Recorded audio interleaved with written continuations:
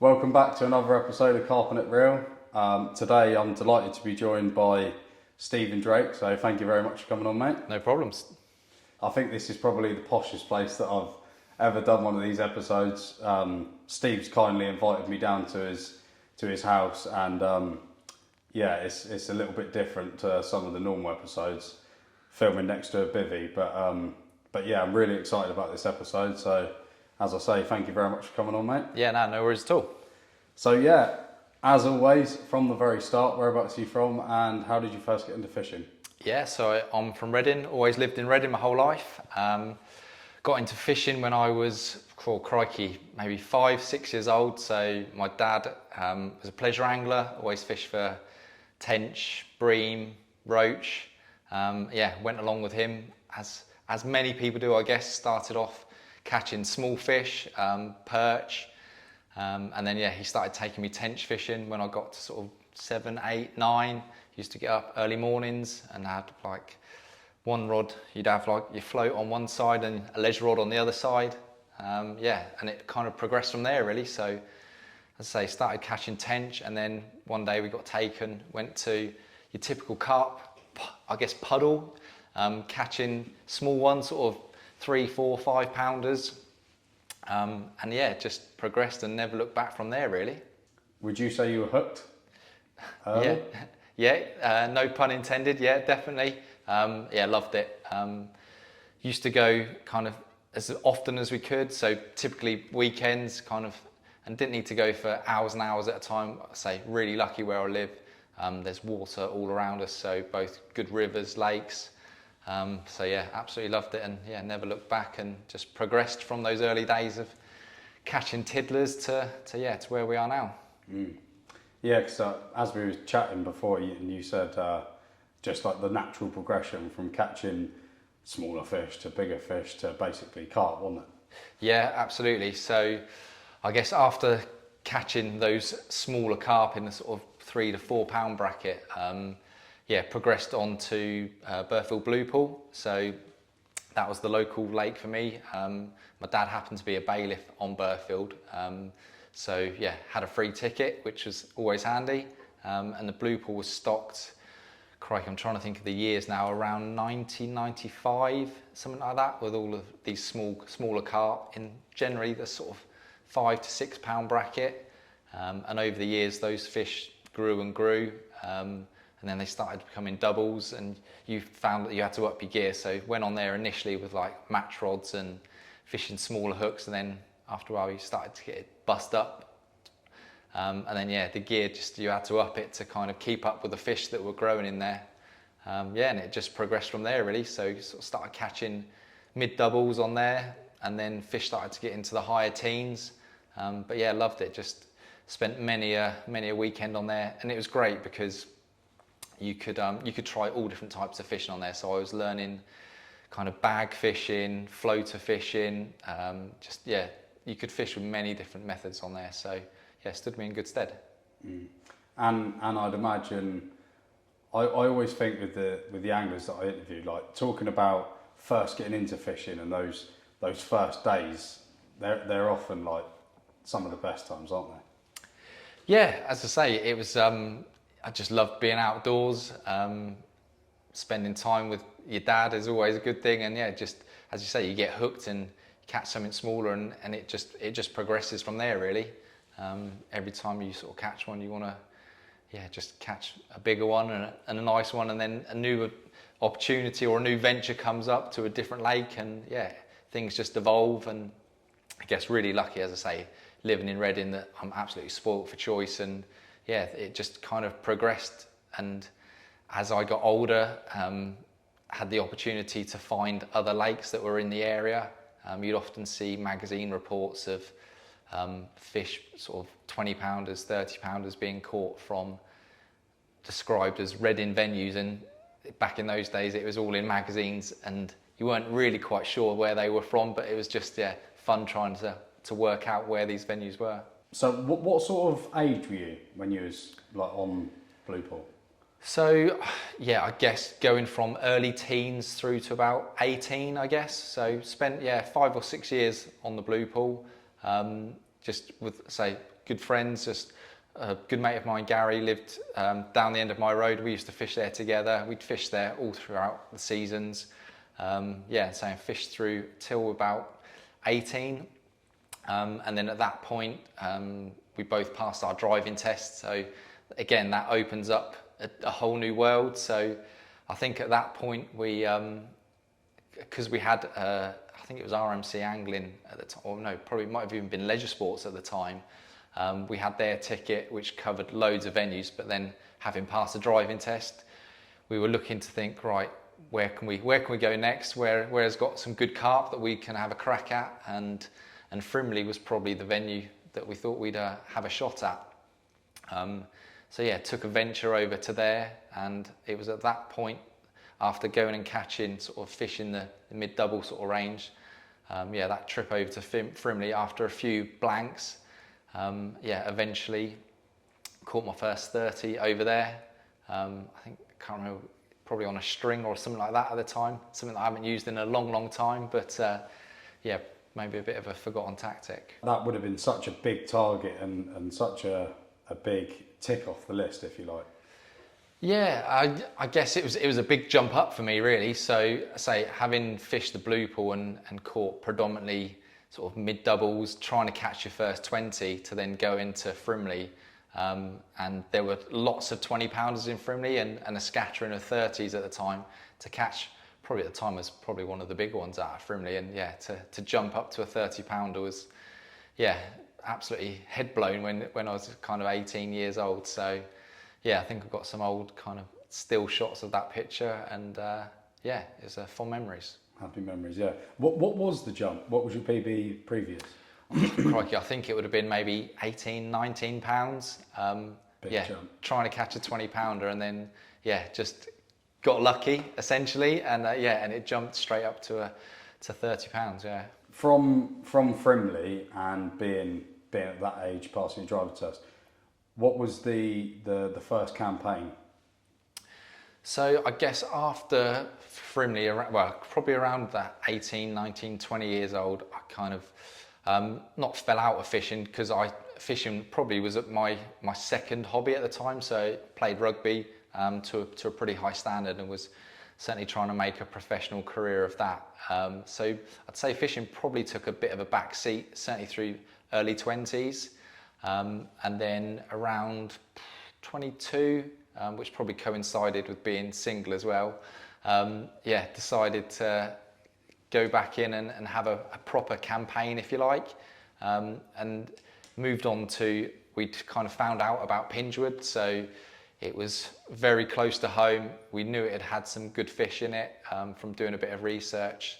So yeah, early 2000, probably 2003, 4, we ventured over to Pingwood, and Pingwood was, I guess, I call it my first proper carp water, if you like. So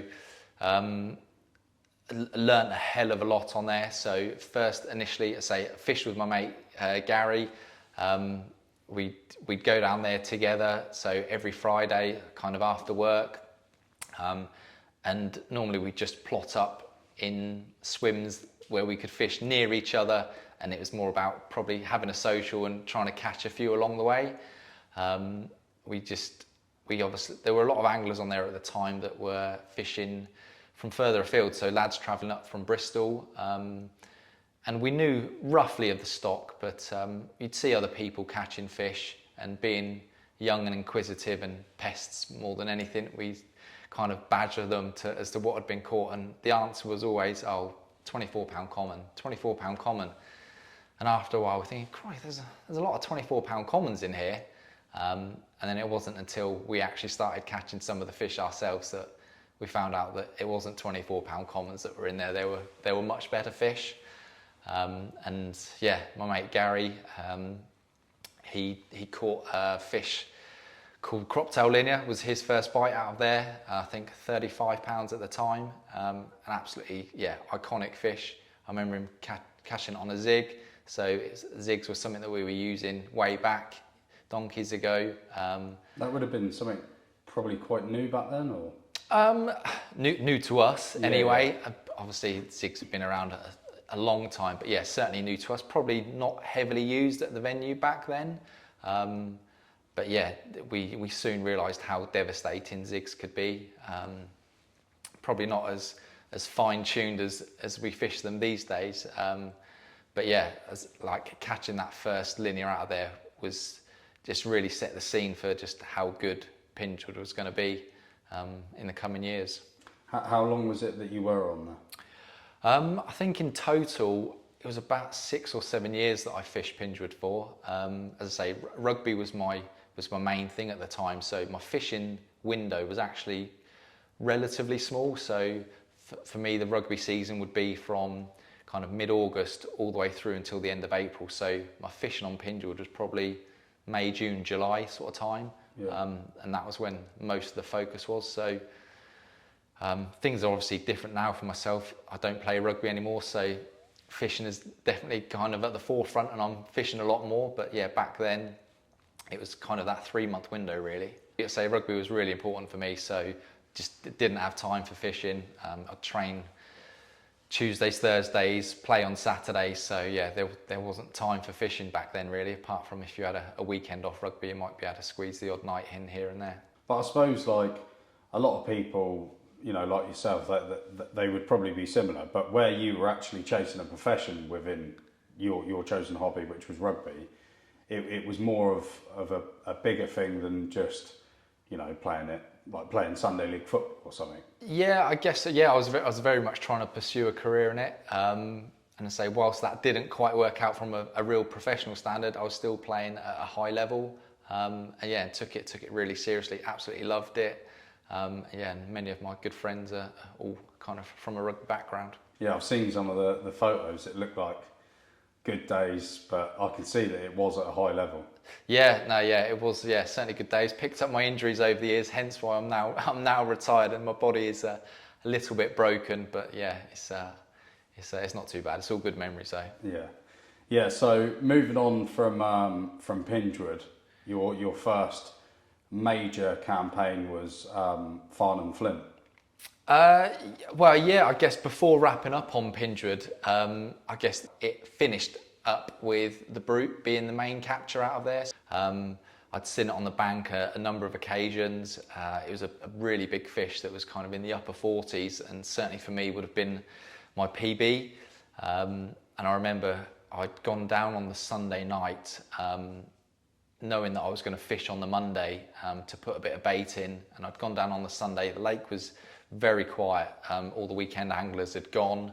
At the time, it wasn't too busy a lake. You had your regulars that were there, but as I say, yeah, I'd gone down on the Sunday, put a bit of bait into an area where I know that it done captures from in the past, and then arrived back. I couldn't fish the Sunday night, but I came back first thing on the Monday morning, and just put a couple of singles out onto the bait, and then around sort of mid-morning, 10:30 in the morning, yeah, had a bite, sat right next to the rods, playing a fish, and then as it got closer and closer, I could see that it was a good mirror. Then I'd clocked that it was the Brute, about sort of 10-15 yards out. Knees started to go to jelly as they always do. Jumped in the lake with my phone in my pocket. Quickly tried to get my phone out of the pond to save it from dying, and then scrambled the Brute in the net with soaking wet bottoms. Didn't worry about waders back in those days. If you saw you had a big one on, you just went in for it. So yeah, scooped it up, and then that was it. I was on cloud 9 really. I was on the lake on my own at the time, so the lake was completely empty. So I was scrambling around trying to take pictures, trying to work out who was actually going to do them for me. So yeah, had to phone some mates that were working close by, and yeah, eventually they came down, got the Brute out, and yeah, weighed it in at 48 pound 2. So for me, again, another jump up at the time in terms of PB, and that was back in 2010. So yeah, that kind of wrapped up the campaign on Pingwood. After catching that, I think my ticket was had a couple of months left, but it was on a Reading district ticket, so they had other waters on the ticket. So yeah, at that point it was time to find a new adventure. That must have been, especially at that time, like a proper fish of a lifetime. Yeah, it really was. And again, another jump as well. It was really. I'd had fish up to sort of mid to high 30s at the time. But yeah, then to jump from kind of mid high 30s up to 48 pound, yeah, kind of missed all the low 40 pound fish, and yeah, gone straight up to 48. So yeah, it's having seen the fish on the bank, it was it was really, really good moment. So then the natural progression would have been, where did you go after that? Yeah, it's a strange one. So after that, I went across to Farn Flint. So again, Farn Flint is right next door to Pingwood, and I knew other lads that had been fishing there, so I had a good idea of the stock. Farn Flint's probably is seen as an easier water than Pingwood, so it was not a step backwards, but for me at the time, I was still playing rugby, and after moving away from Pingwood, which was quite a difficult water, it wasn't super low stock, but certainly wasn't easy. I wanted to pick somewhere that had a good head of fish, had some good target fish to go for, and Farn Flint ticked a lot of those boxes. It's a lovely, lovely lake. It's got bars, islands, lily beds, gravel. Like, it's just got everything you want. It's a carper's paradise. And having a good stock of fish, knowing that I could get a bite when I did fish there in between rugby as well. So that was my next venture. Any special memories, special captures from that that stand out? Yeah, I guess there were a few target fish to go at in there for me. There were fish like the Flint common. At the time, there was a fish called the posh fish. And then there were some other mirrors in the kind of upper 30 to scrape a 40 pound bracket. And probably the ones that stand out for me on there, in fact, there were a couple. There were also a handful of really old leany strain fish, so well in their sort of 40, 50, probably even some of them mid 50 years old. So I guess if I call out a couple, one of them was a fish called the purple fish. And that I know that was a really old leany fish, beautiful fish, in the sort of kind of upper 20 to 30 pound bracket. So not massive by today's standards, but just totally unique, super fish. And I got that particular fish feeding literally a couple of feet from the bank. So in gin clear water, I'd been trickling in pellet to an area for quite a while, had fish feeding over a period of time. And had clocked that this particular fish had been getting in there. And yeah, one particular morning, I was fishing just a couple of tiny little rubber pellets over pellet, and saw this fish take the bait literally 2 or 3 feet from the bank, really super close. And again, knees went to jelly when I'm playing a fish that I know is ancient. And but yeah, luck was on my side, and after a battle through the lily beds, managed to land that one. So that's one really big standout capture for me. So and then so that's kind of the older fish that was in the lake. But yeah, the newer stock of the posh fish, the Flint common. I'd had a week booked off work. I think it was around late to mid-August, and started on the Sunday. Got on fish, but didn't catch anything, and then woke up on the Monday and felt like the fish had moved off me. Didn't feel like I was on them anymore. But it was getting dark, and I just thought, I'll just wait till the next day. But had to go back to the car to grab some food. And on the way back to the car, and it was raining as well, I'd noticed a fish that jumped out close to the car park. So just sat there a little bit longer, and then noticed another one and another one. So realised that actually I needed to move there and then. So I was at the other end of the lake, packed up pretty much in the dark and in the rain, but then moved on to this new set of fish that I found. And then over the remainder of that week, managed to catch, I think it was 4 of the 5 A-team fish in a week.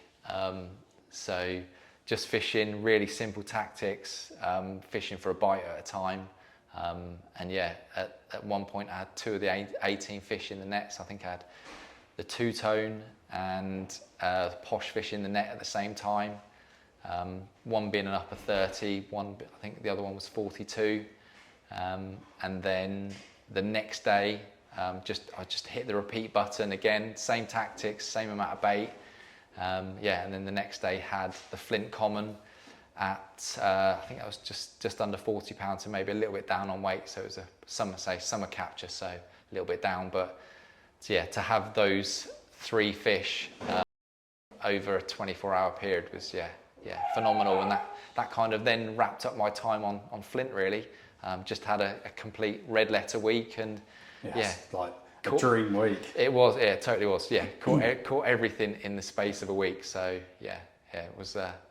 And then that was it. Yeah, time for the next new lake and next new venture really. Yeah.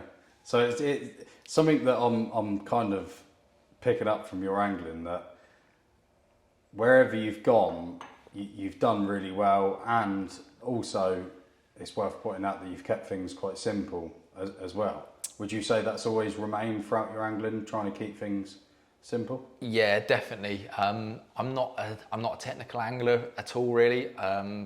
Yeah, things for me have kept very simple. It's all about location, just getting on the fish as much as I possibly can, and an effort and work rate as to moving if you have to in the dark, or yeah, just being at the lake at the right time when you need to be there.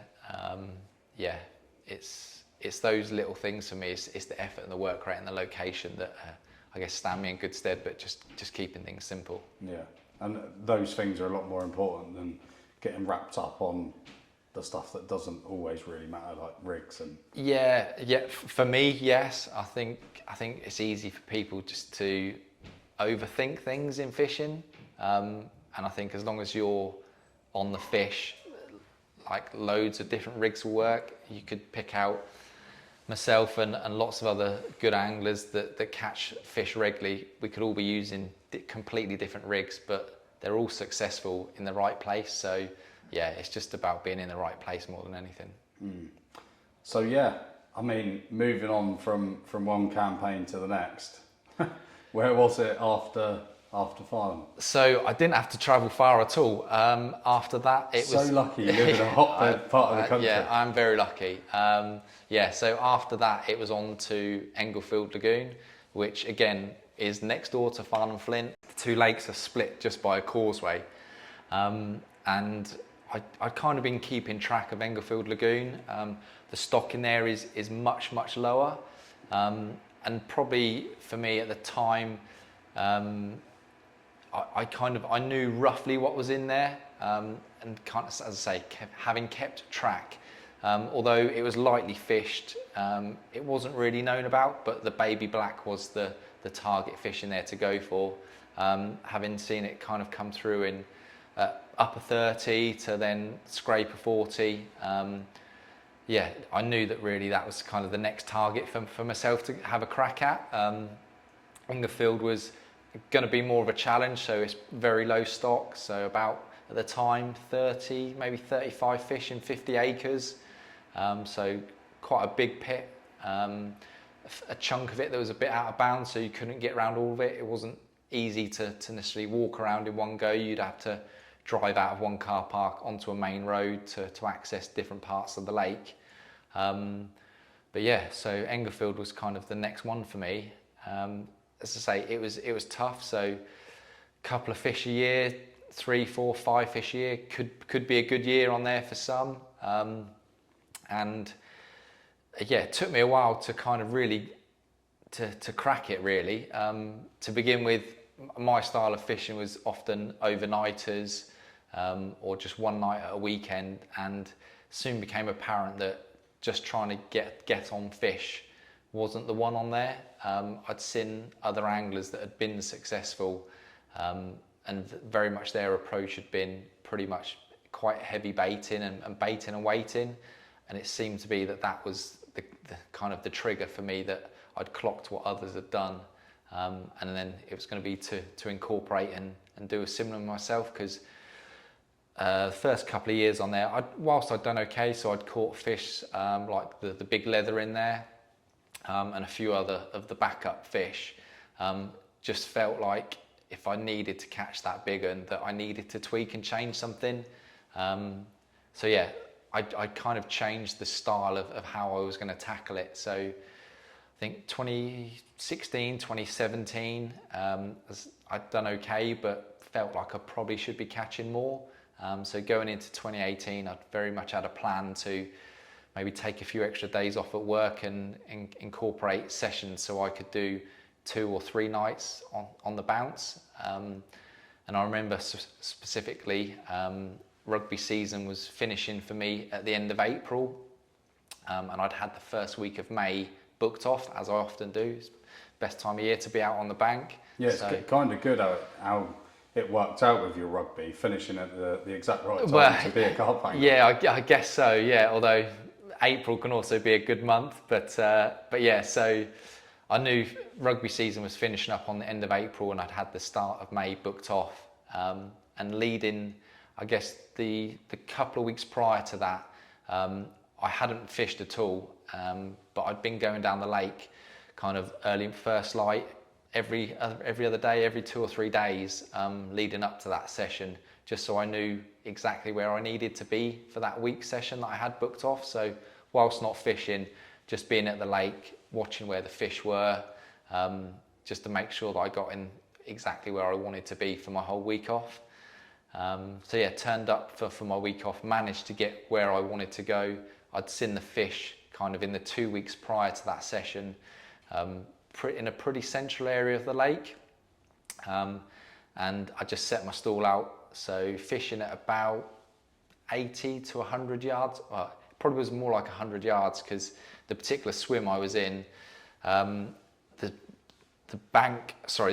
water was deep in the margin, but then went out onto a shallow bar about 30 yards out, and we'd put a load of milk crates in the deep margin, so you had to walk across a narrow channel to then get out onto a shallow bar, which was pretty hairy because it was only so wide, and if the water like milked up a bit, you weren't really sure exactly where you were walking, so you had to like walk like really straight because you go off the side, that was it, you were in the deeper water.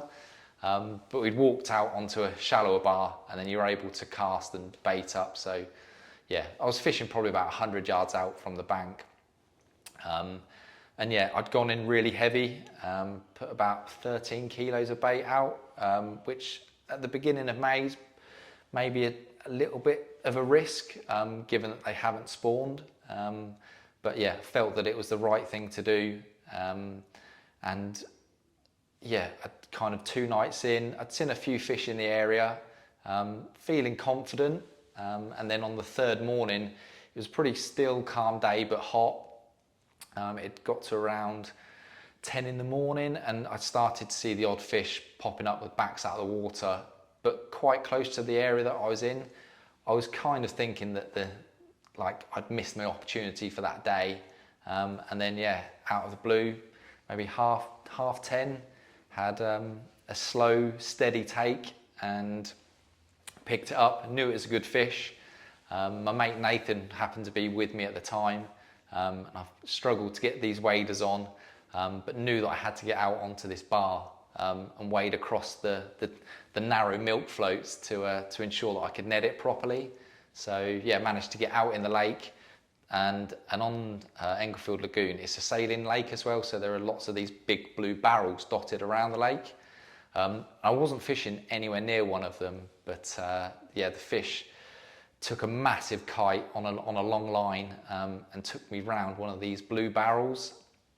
Managed to get the fish back and the barrel was kind of shaking and wobbling side to side, and I can see a fish on the surface just kind of battling against this blue barrel, and it was just jammed up though, couldn't move it, didn't know what I was going to do. So I thought, right, I'll let the clutch go a bit looser and see if the fish will just go on its own accord, swim long past the barrel, and then I could pop the line over the barrel. So let the line go loose, but like still, so it could take line, but still so it was kept tight. And yeah, eventually the fish started just going away from the blue barrel, and yeah, the line popped over it, and then yeah, played it in, got it in close to me, and I could see the fish. I could see a long dark brown fish, and it had to be the baby black or another one called the longfish. Wasn't sure which one it was, but they were the two biggies in there at the time. And yeah, so then I was in a bit of a nervous wreck the last kind of minute of the fight, and yeah, luckily all went plain sailing the last minute or so of the fight, and slipped the net in it. And yeah, when I looked in the net, realised it was the one. It was baby black, and left just absolutely speechless. It was one of those fish that at the time I just thought I was never going to catch. It was, and yeah, to add to it, my good mate had caught that fish 12 years previous at 26 pound, first known recorded capture of it. So yeah, it was really the icing on the cake, and yeah, very good memories of that one. It's like what you just said there. When you start these campaigns and you're chasing such a famous special carp, there is always that element of, no matter how much you want that fish and you really hope that it's going to happen, there's always that element where you think, you know, you don't quite believe it, and then for you to see the baby black in the net, like, yeah, I was absolutely speechless, and yeah, not very often I'm speechless when I catch a fish, but I was just absolutely blown away by it. Yeah, just one of those fish that you just think is never going to happen. Big low stock pit, not loads of time on my hands, and yeah, and to do it, yeah, I was really made up for that one. one of your many fish of a lifetime. Got that one. Yeah, I guess so. Yeah, I guess so. Moving on from there, was it Wazin that you went on to from there? Yeah, so almost as soon as I caught that fish, if I'm terrible at planning where I'm going to go next. Normally, I'd kind of wait until I've caught my target fish and then worry about it. So yeah, having caught baby black, I kind of had to rack my brains as to where I was going to go next. I wasn't on any lists or anything like that. So put my name down for a couple, put my name down for the Dinton, put my name down on the Dinton waiting list, and put my name down on the Wazin waiting list. I was told on Wazin I think I was like 66 on the list at the time, and they said roughly it might be a 5 or 6 year wait. But as it just so happened, the following month, the parrot, which was the British record at the time, had died. And 6 months later, I got a phone call out of the blue, and yeah, my name had come up for the Wazin list. So I think pretty much everyone prior to me on that list had obviously just been focusing on the parrot, and the fact that the parrot had died, people turned down the ticket. And that's how my ticket for the Wazin turned up. It's quite interesting, that, isn't it? That out of all of those 66 guys that were hoping to get on there on that waiting list, that such a big bulk of them then turned down that ticket. Yeah, and they're crazy because Wazin is such a good stock. And whilst obviously the parrot was the big one, there were so many other brilliant fish to go at. Maybe people just weren't aware of what else was in there. So yes, for me then, Wazin had 2 lakes on the ticket. So one Cranwell's and the other one being Oxley. So two, right next to each other, but 2 very different lakes. Cranwell's has got relatively good stock of around, 125, 150 fish in about 20 acres, but really shallow. Most of the lakes 2.5 to 4 feet deep, with a few troughs that are a bit deeper, but predominantly pretty shallow. And Oxley's next door, which is 6 to 8 acres maybe, but depths down to 25 feet, and a much lower stock of carp, maybe 40 or so carp in there. So yeah, that was my next venture. Again, luckily that these lakes are pretty much on my doorstep, 20 minutes down the road for me. So yeah, headed over to Wazin and didn't look back. Yeah. So as you've mentioned there, like such a contrast in a couple of waters, despite being right next to each other. which one was it that you wanted to? So when you get that ticket, do you get access to both lakes? Yeah, Yeah. yeah. Get access to both lakes. Yeah, Yeah. all under one ticket. So which lake was it that you focused on first? So I first went on there, and I picked to go on Cranwell's, predominantly because I'd just come off the back of Englefield, where it was a really low stock pit with only like a handful of bites a year. And I just fancied a bit of a bend in the rod and just something to change. So yeah, initially went on to Cranwell's. I'd had mates that had recently fished there, so kind of peppered them for information. And it was going to be slightly different, and I was advised that bait boats were the way to go on there. So I've never used a bait boat before. And it's a fair bit of long range fishing on Cranwell's, and let's say the bars are up and down, shallow and troughs, so fishing at 100 plus 150 yards in a few feet of water, you're not going to feel a drop at all. So yeah, I for my sins I went out and got a bait boat, and yeah, but it made such a difference on there. It was huge. The lads that weren't using them just weren't able to either get in the areas, or even with a bait boat, you're still trying to feel a drop as best you can. And yeah, so started on Cranwell's, started fairly well. As I say, it's a slightly higher stock lake than I was used to. Just went in with something that was a bit different, having known that other lads are using bait boats on there. Thought that I'd try something slightly different, although using the bait boat still.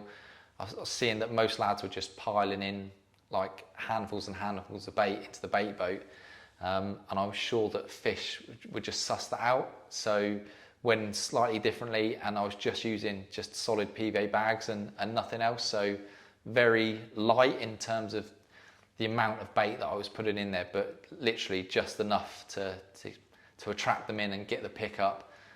Tiny little short hook links, braided hook links. And yeah, and it seemed to work from the off, really. And I suppose where that would have also been new with using the bait boat, with not feeling a drop, whereas that was also another plus and a big peace of mind that when you're using a PVA bag, exactly, you're feeling for a drop, it isn't as important because you know it's going to be fishing. Absolutely, that was one of the reasons that I went in with that tactic. You just know that pretty much wherever you're dropping a solid bag, you're going to be presented. And the power of being different, as you said. Those carp would have been seeing big piles of tight baiting all day, every day, and then to just see, a small little parcel is obviously being different paid dividends. Yeah, and it worked well from the off. Just either put in pellet or crushed boilie. I was using a bit of caster and tigers on there as well, so nothing really stood out as one outfishing the other. I think just the tactic of a tiny amount of bait in a solid bag, tiny little bags, so the smallest ones that I could buy, seemed to be the one. So again, with all of these campaigns, what were some of your standouts? So I guess going on to Wazing, there were a few fish in both lakes. So in fact, my target going on there on Cranwell's was to catch the long common, which was the biggest common in there. That was anywhere from sort of 42 to 48, depending on the time of year, and a mirror called floppy tail, which was sort of 41 to mid 40s. So those, I wanted to try and catch both of those from Cranwell's. And then on Oxley's, there were fish like, I wanted to catch one of the two big commons. So you had the Fang and the Oxley's common, both in the sort of mid to upper 40 bracket at the time when I was fishing there. And then the two big mirrors, one being 3 scale, that was really my target one, and that had been out at sort of 48 pounds at the time.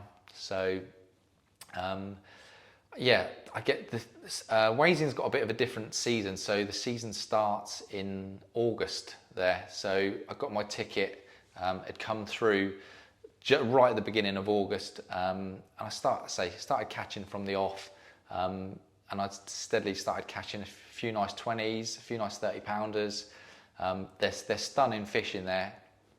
And then fished the Cranwells through the winter. It's got good winter form, being shallow. It reacts to warmer weather. And then as we went through that winter into spring of 2019, I'd found a big group of fish in a tiny shallow bay called Bog Bay on there. It's like 2 feet deep, 3 feet deep maximum. And you can get up a ladder in this tree and you can just see the whole of this bay. So I'd done a few laps and there wasn't much in the morning, but by midday the sun was out, and I'd seen just loads of fish in Bog Bay. So I'd gone out there, put the boat out with tiny little bag, and yeah, had a tiny little take just pulled up. It was real subtle. Playing, and then played the fish in. As I got it close, realised that it was floppy tail on. Managed to net that one, and that was, I guess, the first of my target fish achieved out of Wazin. Another target fish. And then the year just got better and better on there. I'll continue through the year, but that was in the April.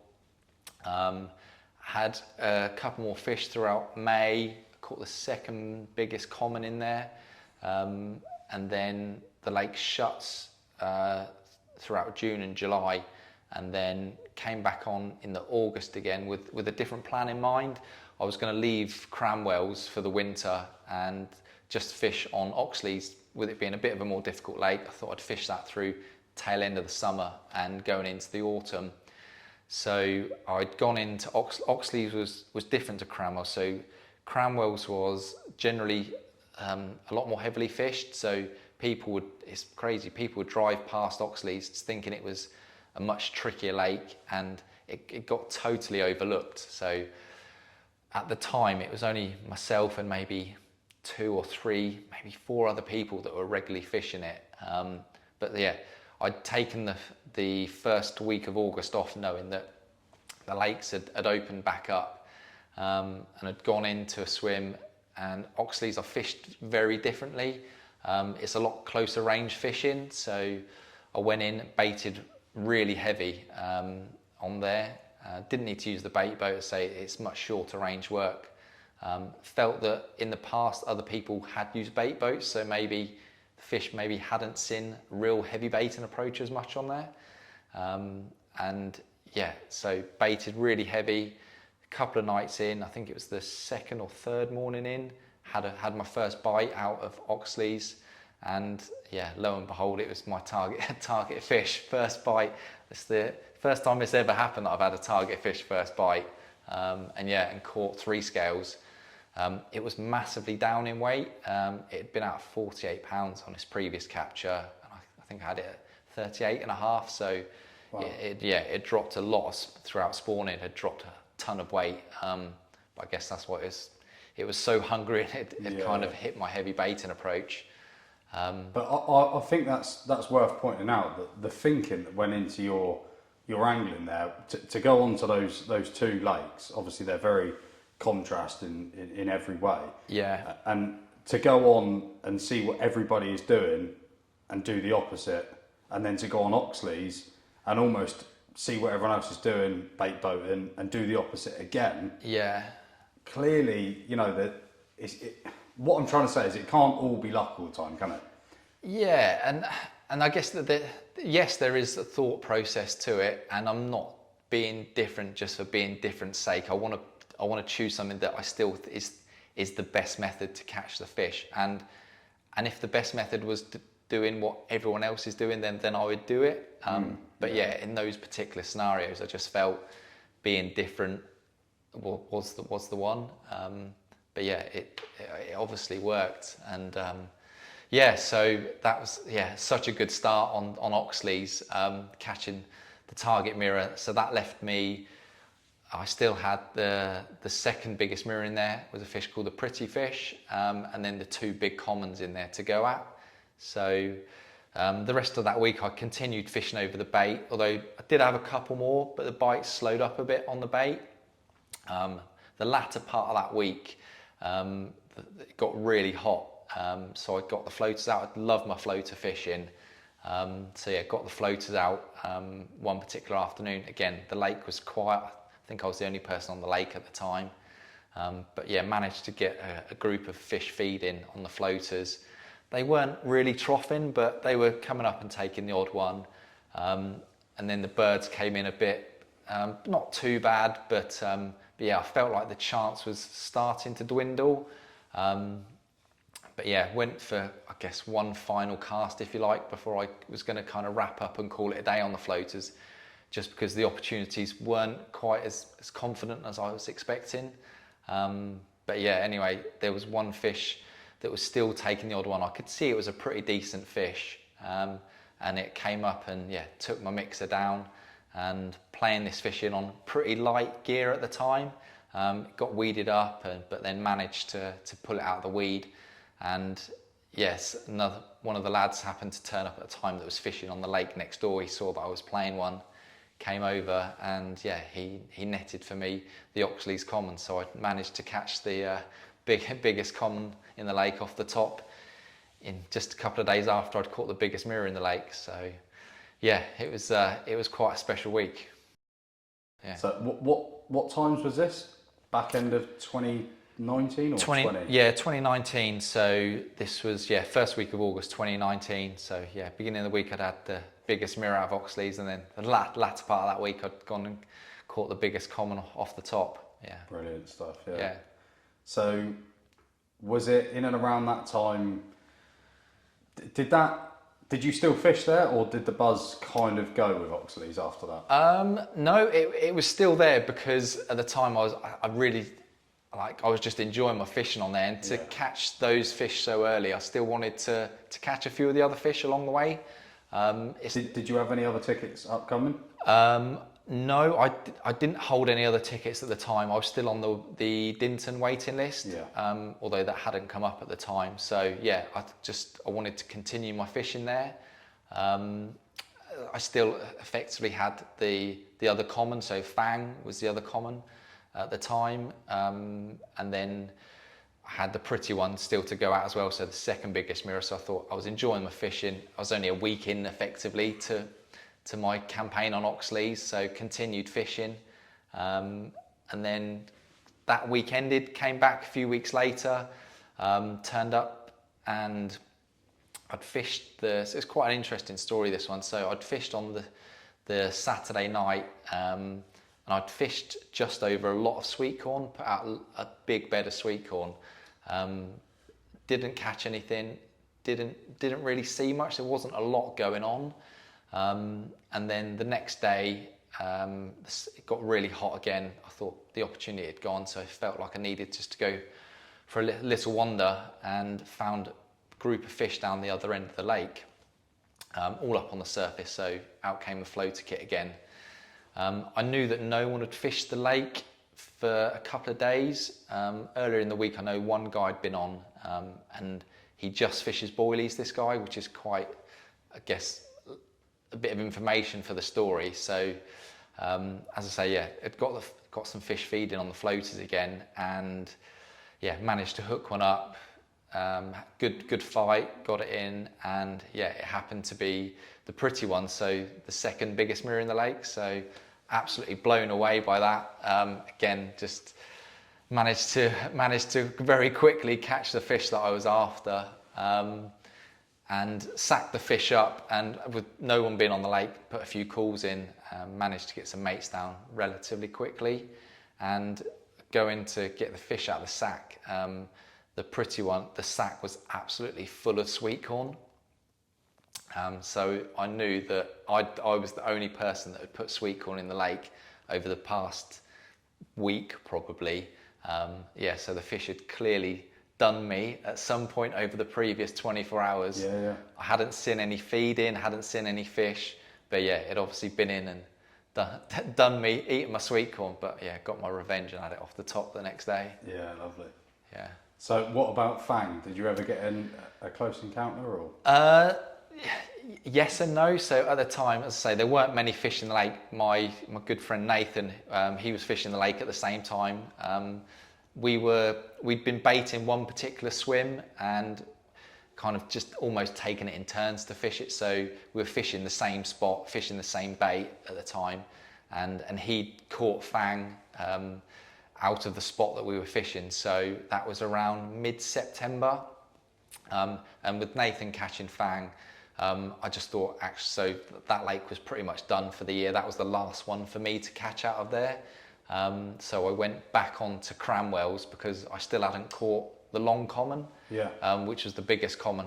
And it was a perfect time because you said you wanted to do your winter on there. Exactly, yeah. So timing was good from that perspective. I probably wouldn't have started quite as early as that, but yeah, went back onto there. This was now late September, and then had a couple of trips. It was doing okay on there, so catching fairly regularly. And then it was the moon, I can't remember which moon phase it was, but there was a big moon coming up. And this was kind of mid to latter part of October. I was the only person on the lake. Turned up, did a couple of laps, and managed to find a load of fizzing, a big patch of feeding going on in an area where the long common has a bit of form for getting caught. So managed to get my trap set. I was again fishing with the small, tiny little PBA bags with tiger and casters, and yeah, it had got dark. Had a few brews, as you do, just sat there watching the water. I'd heard a few fish roll as the night had gone on, and then got to about 11 o'clock. This was on a work overnighter as well, which is often a big part of my fishing. And yeah, got to 11 o'clock and I thought, right, time to call it a night. So just got in the bag and literally 2 minutes later had a really tenchy bite. So dropped back a bit, pulled up. There aren't tons of tension there, so I was a bit perplexed to the bite, but yeah, lifted into it and straight away knew that it definitely wasn't a tench.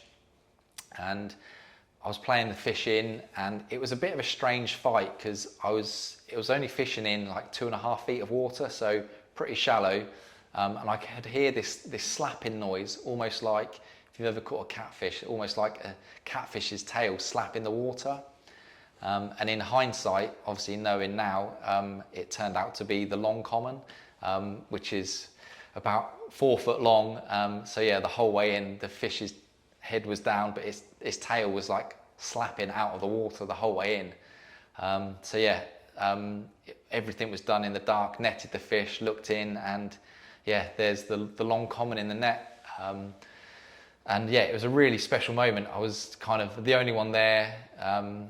Yeah, and ended up doing self-takes on my own, massive moon out, yeah, and a mid 40 pound, I think it was 44.15, yeah, did self-takes, and that was kind of it done then really. I'd caught pretty much what I wanted out of both the lakes in a 9-month period on Wazin. Yeah. A hell of a year, especially. Yeah, it was, yeah, just like you have those spells sometimes where everything just falls into place, everything goes right, and yeah, that was one of those years. Some seriously good angling, and like I've said a minute ago, I think the thing that I can take from that, the standout, is being, well, the complete opposite to what was being done on there. But the other thing I wanted to touch on, what I've heard about the parrot used to, where it was such a long fish like the long common, it would famously, over the shallow water, try and put his head into the bottom and maybe get rid of the hook. Yeah. Do you think that long common was doing that? Yeah, could well have been. Yeah, these fish aren't stupid, and yeah, if they got a hook in their mouth, they want to set themselves free. So yeah, could well have been. Yeah. So then, timing wise, whereabouts are we now?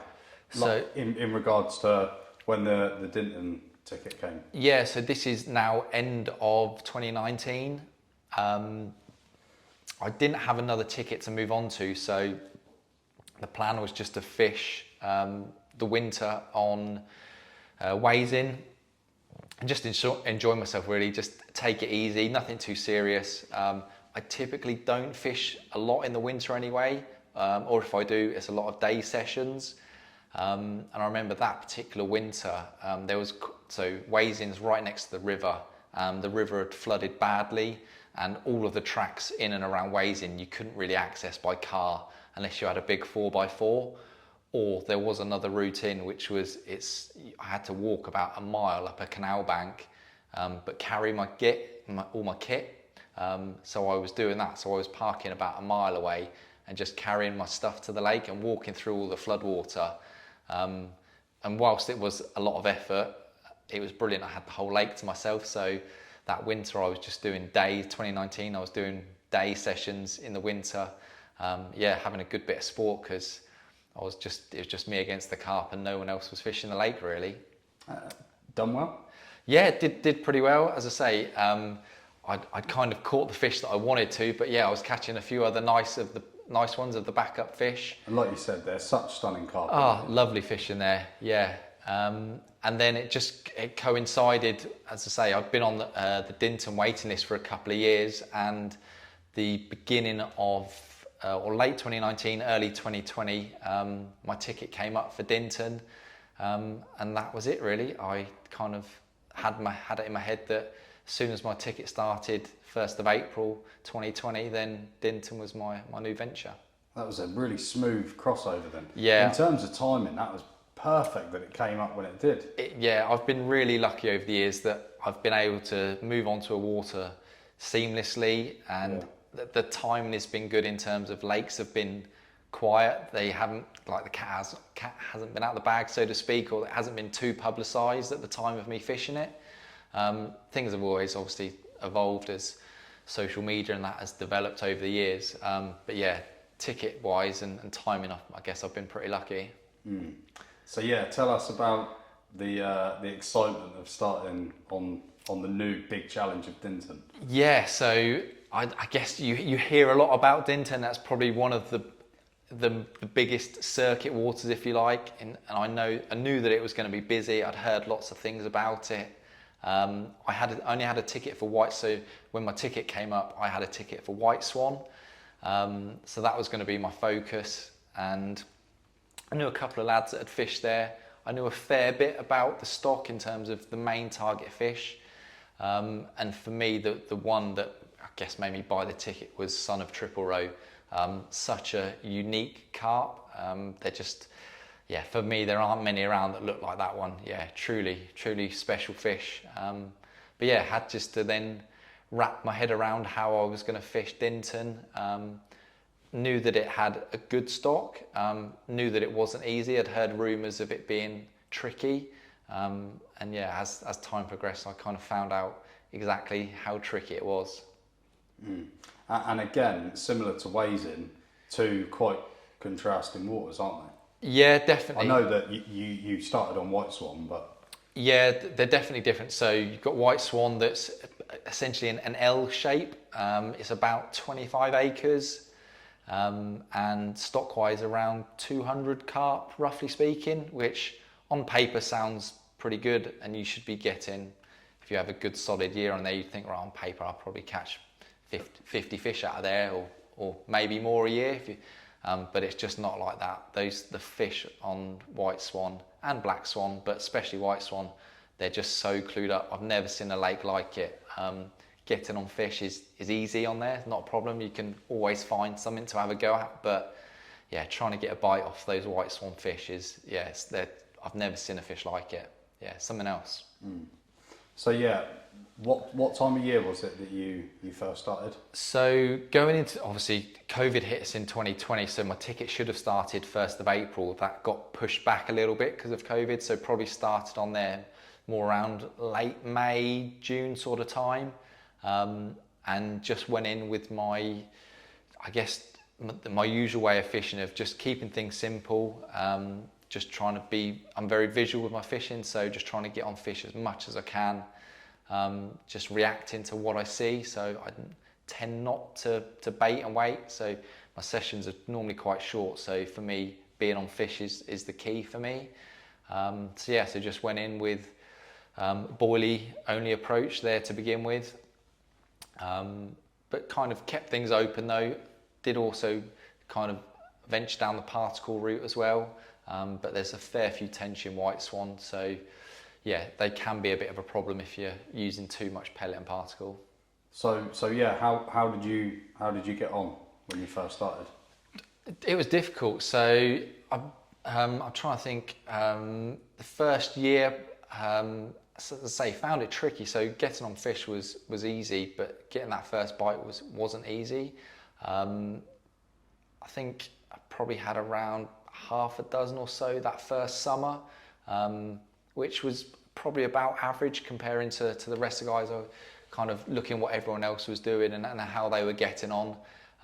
Managed to catch a couple of the older fish. So I guess the first standout one in that first year was a fish called the Pretty One, really old, one of the older Dinton fish. Funny enough, managed to catch that one off the top as well, which you don't see many people doing on Dinton. It's really, they will not take a floater, but they are really hard to get going on floaters there. With it being a park lake as well, birds are a nightmare. There's just tons of ducks, geese, swans, you name it. It's hassle. But yeah, managed to get fish going in a tiny, quiet little corner. So yeah, that first year, the Pretty One off the top was probably my first standout fisher there. How big was that one? That one was 35 pounds off the top of my head, I think. Yeah, but it's again a really special one. Yeah, one of the old special ones. So yeah, that was probably that first standout fish that first year.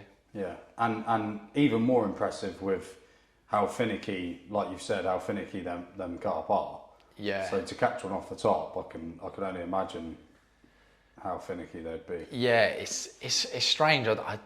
No one can quite work out why they are so finicky. They're not pellet reared fish or anything like that. So they're Simon, the fishery manager, has them grown up in stock ponds dotted around, and yeah, I think they're just used to feeding on natural food, and yeah, they must just get away with it all the time in there. Yeah. So then, going into your second year, because like you said, I know it's the before getting the gold ticket to be able to fish both lakes. So how long was it that you done on White Swan? So I did three years on White Swan. So going into the second year, again, tricky. So the spring started well in the sense of you can use zigs. So zigs plays quite a big key part actually of the fishing on Dinton. So there's I guess an average depth of around 12 feet roughly across the whole lake. It's relatively uniform depth. And yeah, certainly it appeared that zigs was a key tactic on there. So started fishing zigs in the earlier part of the year. Had a few fish, but yes, they didn't set the world alight by any means. As I say, not only are the fish tricky, but you've got a lot of other good anglers on there that know what they're doing. So yeah, it's a busy, pressured lake with guys kind of on the top of their game really. So you're competing against them just as much as you are the fish. But stayed consistent throughout the year. And as spring moved into summer, turned up for an overnighter session midweek. Got down after work and managed to find a group of fish at one end of the lake in a swim that I hadn't really fished before. So I had to do a fair bit of leading, and I don't typically like doing that when setting up on fish, but given that it was summer and I knew that the area was really weedy, that I often find that typically they'll just dart in the weed and you won't scare them off too much. So probably, although I'd done a lot more casting with the lead than I had wanted to, managed to find a spot, and it happened to be in really close. So I was probably only fishing, I think it's about 4.5, 5 wraps out. So it was actually pretty close that I was fishing. And yeah, through the middle of the night, still hearing fish show over me. And yeah, middle of the night, it's ripped off. Played the fish in. Never put or very rarely put a head torch on, so it's not until the fish has gone in the net that I've actually realised what's gone in. And yeah, looked down, and yeah, it was there with John's common, so biggest common of the lake, 44.4 I think was the weight. Yeah, so absolutely blown away to finally kind of get amongst the 18 fish and yeah, one of the better ones out of White Swan. And obviously your main target and the dream was son of Triple Row? Yeah, so son of Triple Row for me was kind of, I guess, for me, the target fish in the lake, or the reason that I joined. And as time progressed on there, I'd kind of worked out a bit more of a pattern as to that fish and where it got caught and when it got caught. Typically with a lot of my fishing over the years, I'll catch as many fish as I can, and the big one will come along. I won't just sit in a swim because it has known form for a big one. But with son of Triple Row, I'd kind of built up quite a pattern that it really loved a certain area of the lake at a certain time of the year. So we'll skip forward a little bit, and going into 2023, I'd kind of built up in my head that I was going to bait a certain area of the lake, and the lake closed, I forget exactly, but it closed roughly the beginning of June, as it does. So when the fish spawn, Simon shuts the lake and gives them 4 weeks break. So the lake had shut, and I'd got it in my head that I was going to start baiting a particular area of the lake, which was relatively central, but son of Triple Row had good form of doing a summer capture out of a kind of this rough section of the lake that I was going to start prepping. So I was going down every 2 or 3 days and baiting up with 10, 15 kilos of bait every 2 or 3 days. Just a mixture of pellet, boilie, particle, just to clear off a spot initially. And then I'd reduce the smaller items down as I went, and just kept the larger items as I started fishing. But yeah, so baited all the way through the close season, and then on the opening night, we had to go in for a draw to find out who's going to get what swim, and I can imagine it'd be really busy as well. It was pretty busy, so I think there were maybe 20 or so lads in the draw, give or take, but there's a really good bunch of lads on Dinton. The lads knew that I'd been baiting up, and yeah, thanks to all of those lads, because they kind of left me to it. They knew that I'd been baiting this particular swim, so yeah, kind of got where I needed to be in the draw. So yeah, started fishing this particular peg, and first morning in there, the spot's slicking up. The birds are on top of my spot. They're just pecking away, so I know that fish are down there ripping up the bottom. And I've had a bite. Had a nice mid-20 to begin with. So that was a good start. My mate opposite had also been doing something very similar. So the lake's relatively narrow. It's about 120 yards wide there. And a mate was, fishing roughly opposite, and doing a similar thing to me, knowing that fish is going to come from roughly that area. And then, so I'd done two or three nights on the opening, and had that mid-20, but didn't have anything else. Come back a few days later, done another night, didn't catch anything, and then again came back for my 5th night into the swim after the baiting, and got down on Sunday evening, sort of maybe 4 or 5 o'clock. Hadn't seen anything in the area, but for once I wasn't looking for fish. I was just going back into a spot that I'd baited. So I'd got the rods out, had a bit of dinner, and it was 7 o'clock. I was actually, just not expecting a lot to happen. That hadn't been, like, bite time was typically early morning at that time of year, and going by what others were catching. And then out of the blue, just after 7 p.m, rods ripped off and played it in. Just good, steady battle, nothing too scary. My mate Nathan, his name's cropped up a few times, but Nathan was there with me, and he said, "Oh, like Drakey, that's one of the big ones." I just got it up on the surface relatively quickly. The battle wasn't anything too major, but just got it up to the top and just walked backwards, and Nathan scooped up, netted the fish, and we looked down, and there it was. There was son of Triple Row. So for once a plan had completely come together. I'd picked an area where I thought it was going to get caught, had baited, and yeah, that was it. Baited and waited, yeah, which was, say, not my normal style, but again, felt that it was needed for that particular fish, and yeah, there it was in the bottom of the net. It's just a totally unique carp. Yeah, one of the best ones around, and yeah, it was really, really special fish, that one. One of the most special, famous carp in the country, isn't it? Quite easily.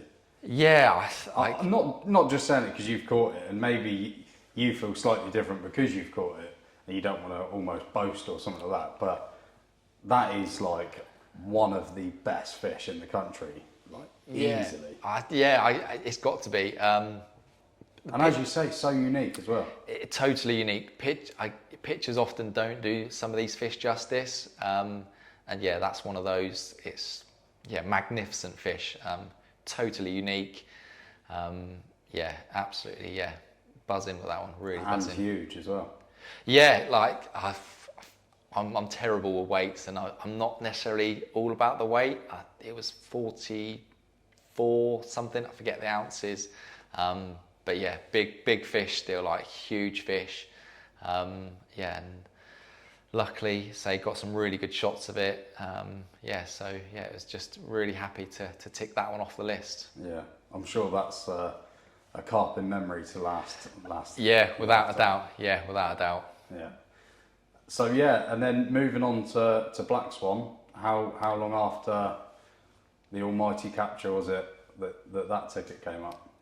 So where are we now? So that was 2023. I think it was the winter of that year that the ticket came up, and I got offered the gold ticket over at Dinton. So the gold ticket offers up both white swan, black swan, and then there were a couple of the lakes, Twyford and a bit of the river as well. But really, for me, it was black swan that was the main one that I wanted.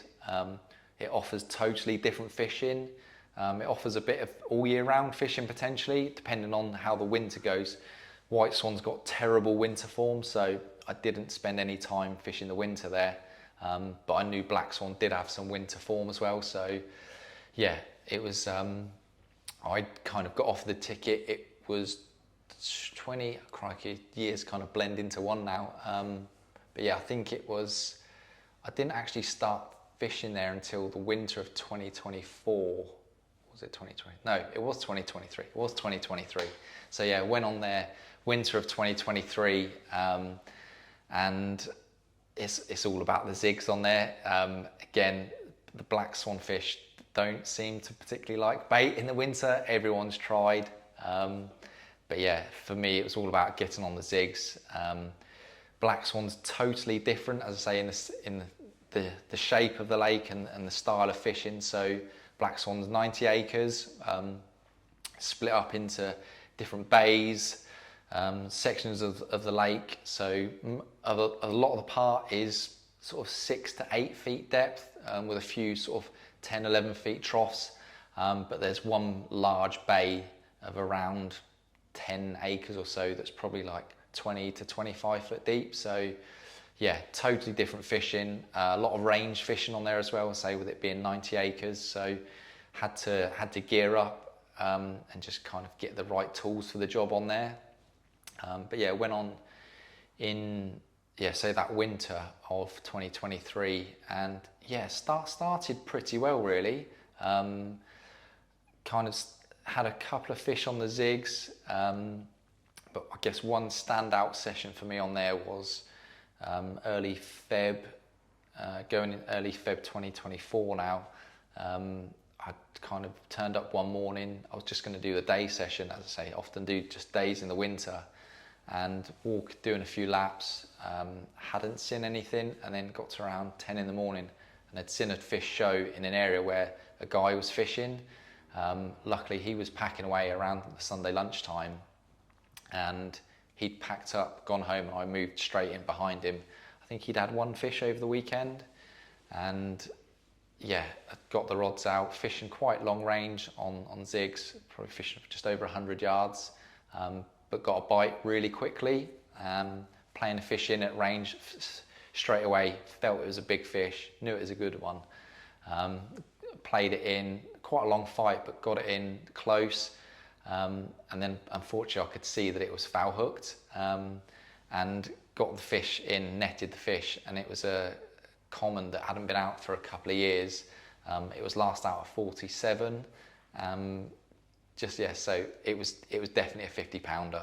But yeah, unfortunately it was hooked in the pec, so yeah, had to slip that one back. So that one hurt. So my first proper big one out of there, yeah, didn't count, and went back without being weighed. Yeah, I one of my friends, Rob Allen, he's got a similar tale of that.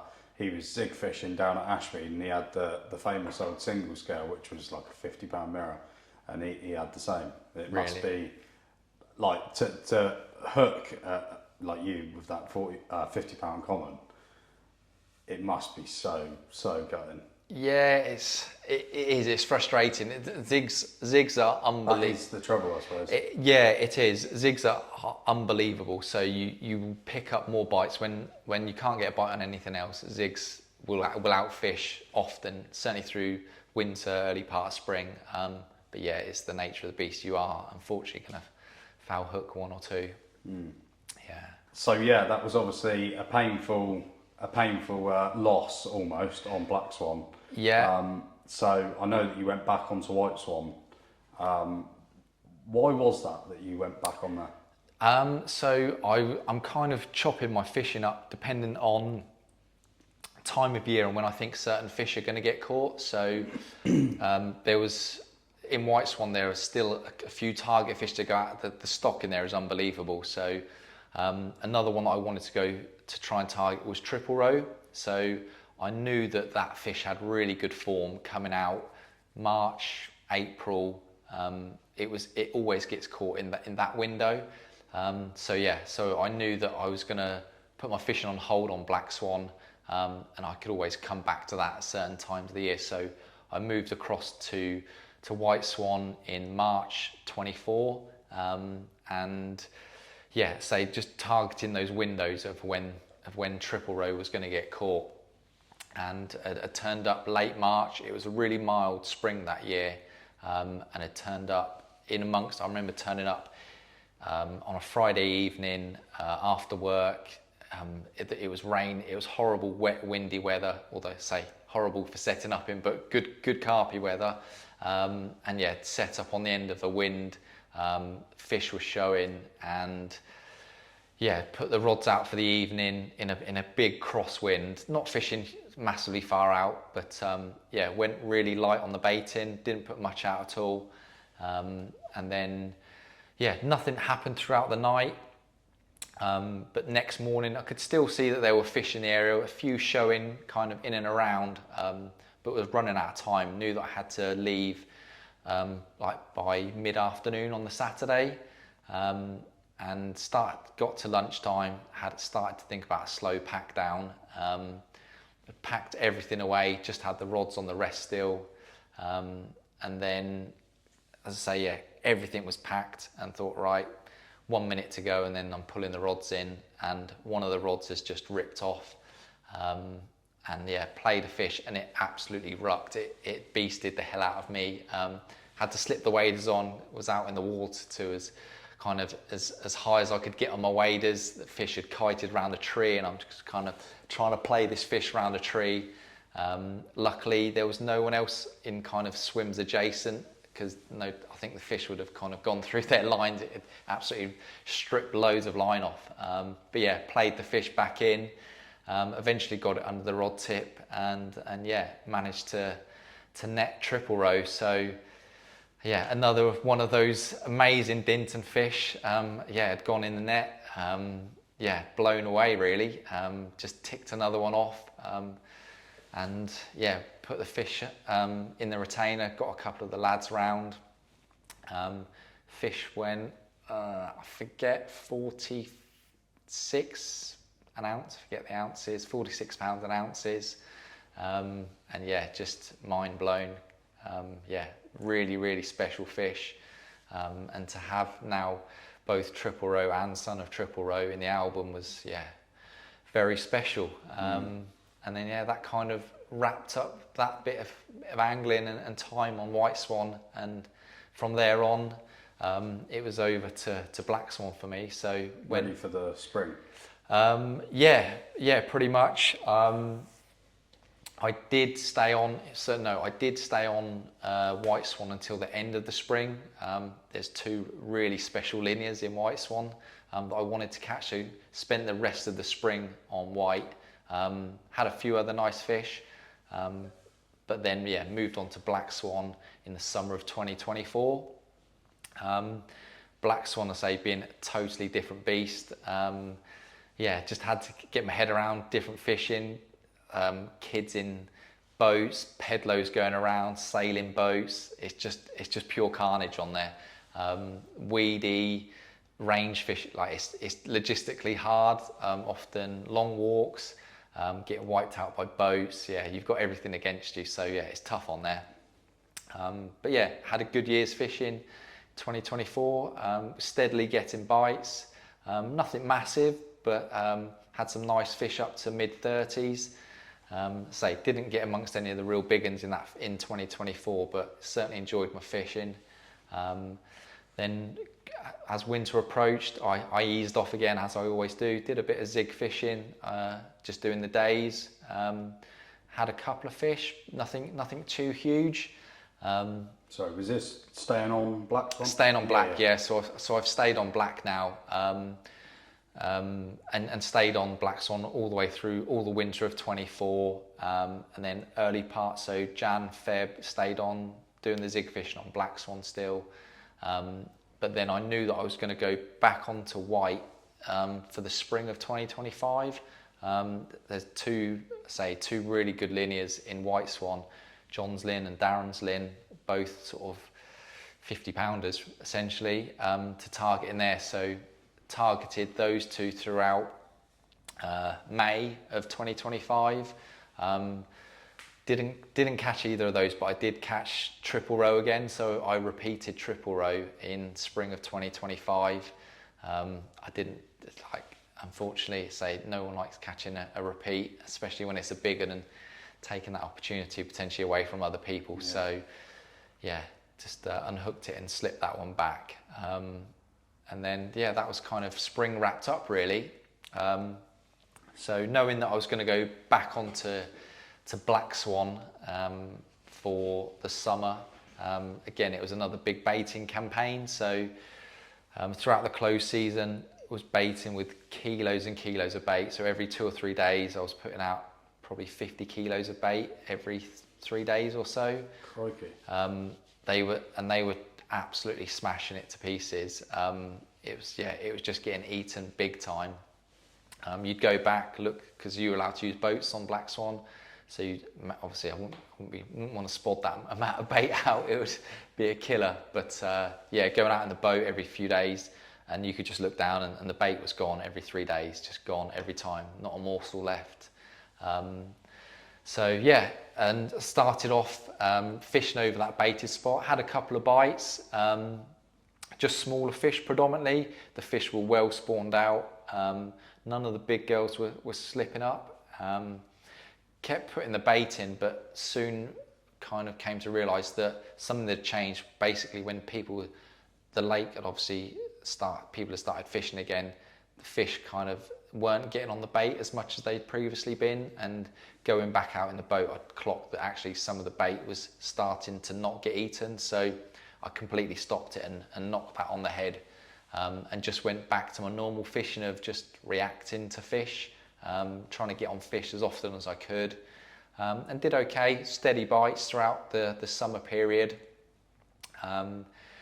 And then as autumn approached, I'd been away on holiday, been across to Spain, and whilst I was away, I heard that one of the lads had caught a fish called saddleback common, which is one of the biggest common in there to target. So really pleased for my mate to catch that. I knew that he'd been targeting that for quite a while, and I'd come back off holiday on the Wednesday. Got back around mid-afternoon on the Wednesday and knew that I had the Thursday and Friday off work, so I'd planned to go fishing. Got to around sort of 7 p.m, had my dinner, and my wife was like, oh look, I'm going to head off to bed. She was knackered after the flight and everything. She said, just go fishing now if you want. So didn't want to look a gift horse in the mouth. So yeah, quickly loaded up my gear, got packed, everything packed in, and was down the lake for around 9 p.m. Obviously everything's dark at this point, and I had a rough idea of where I wanted to be given the conditions. I'd been looking at the weather, as I'm always doing as an angler, and yeah, had a walk around, stood in the swim that I roughly wanted to be in, and heard a fish show. So I thought, right, I'll give it another 5 minutes. If I hear another one, then I'll go and get the gear. And I'd heard, and then all of a sudden just heard a massive fish show out. It was huge, absolutely huge. So that was it. Quickly went back to the car, got the gear, and started setting up. And then, yeah, put the rods out, and I'd wrapped up at a rough range as where I knew this fish had shown. Say the light was pretty good, the lake was flat calm, so I was able to judge it pretty well. So that was it, rods were out, and kind of everything was done and dusted by 10 p.m. Gone to bed pretty quickly after that, and then 6 in the morning, had a absolutely steaming ripper take, played the fish, and it felt relatively heavy from the off, but I'm fishing in quite deep water, probably fishing in 22 foot of water. And the fish just was plodding, but felt pretty heavy. And then as I got it closer in, I happened to have a new head torch and was playing around with the new beam on the head torch, so I turned it on to maximum beam. And 15 yards out, I could just see this whacking great linear, and knew that it was one of 2 fish. And yeah, I don't think I've ever been so nervous playing a fish. So the last minute or so of the fight, I know that I've got one of the 2 big linears in the lake. One of them's 52 pound, the other one's a mid 60. So yeah, as you can imagine, the legs are absolutely like jelly. And then I've got it to right under the rod tip. It's plodding around, and then it's popped up, and good bit of netting, and it's just gone in first time. And I've looked in the net, and straight away then I realised I knew it was spike. 65 pound, 4 ounces of just colossal, just one of the best fish around. A huge mid 60 pound linear, rare, doesn't get caught that often. Just the colours on it were just unbelievable. Yeah, just totally head blown. Yeah, amazing fish. Thank you very much for telling us that story. That's been the one that I've wanted to hear most, and yeah, talk about saving the best till last. Cool. That, you know, you could live 10 lifetimes as a carp angler, and you may never top that one. So yeah, what an epic story. No, thank you. Yeah, no, it's yeah, been good telling them, and yeah, hope you've enjoyed it. Yeah, well, thank you very much for today, Steve. Yeah, it means the world, mate. That was such a good episode. You've caught, yeah, unbelievable carp, and yeah, you've got an album that anybody would be envious of, I'm sure. So yeah, thank you very much, mate. No, thank you.